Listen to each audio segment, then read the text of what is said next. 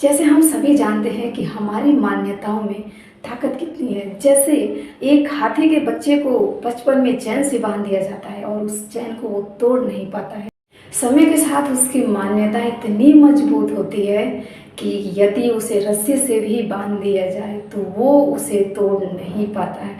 ऐसे ही हमारे भी जीवन में बचपन से बहुत सारी ऐसी चीज़ें हमें सिखाया जाता है और हमें बताया जाता है, जिसके आधार पर हम अपना जीवन तय करते हैं और उसी के आधार पर जीना शुरू कर देते हैं।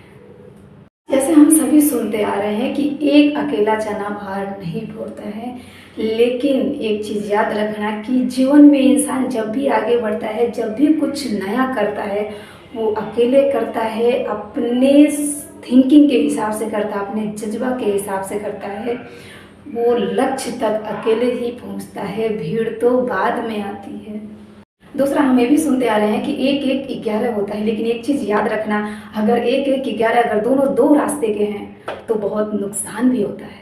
तीसरी बात, हम ये भी सुनते हैं कि मेहनत का फल मीठा होता है, लेकिन एक चीज़ याद रखिएगा, गधे से ज़्यादा मेहनती कोई नहीं है। अगर ऐसा होता तो गधा आज जंगल का राजा होता।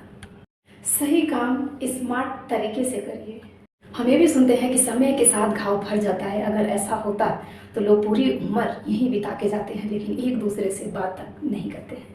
जैसे हम सुनते हैं कि जो होता है अच्छे के लिए होता है। अगर आप ये मानकर बैठ गए या आपने कुछ नहीं किया तो कभी कभी बहुत पछताना भी पड़ता है। जैसे अगर कोई बीमार पड़ गया, आप उसे दवा नहीं कराए तो नुकसान भी हो सकता है। इन सारी बातों के बाद एक चीज़ रह जाती है, क्या जो हमारी पुरानी मान्यताएं हैं क्या वो सभी गलत है? नहीं, वो 100% सही है, क्योंकि जिन बातों को उन लोगों ने मान्यता दिया, माना, वो अपने समय, अपने अनुकूलन, अपने परिस्थिति के हिसाब से माना था।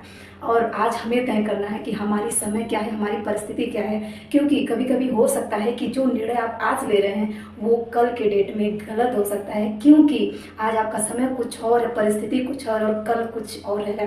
कभी कभी जो चीज़ें आज आपको बहुत अच्छी लगती है तो एक चीज़ याद रखना, वो समय के अनुसार वो चीज़ें आपको अच्छी लगनी बंद हो जाती है, क्योंकि जिस समय उस चीज़ को आपने पसंद किया था वो समय दूसरा था और आज समय दूसरा है। Thank you so much watching this.